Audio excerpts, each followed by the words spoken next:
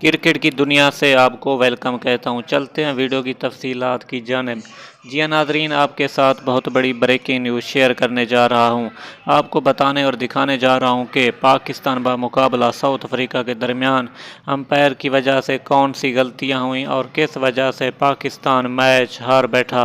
जी हाँ नाज़रीन, आपको बताने वाला हूँ। आपसे गुजारिश है कि इस वीडियो को आखिर तक लाजमी देखें। जी हाँ नाज़रीन, आपको पता है कि कल पाकिस्तान मुकाबला साउथ अफ्रीका का वर्ल्ड कप मैच खेला गया इंडिया में, और इसी दौरान अंपायर की वजह से जो कि साउथ अफ्रीका से ताल्लुक़ रखते हैं, उनकी वजह से गलती हुई और एक खिलाड़ी को गलत आउट दिया गया।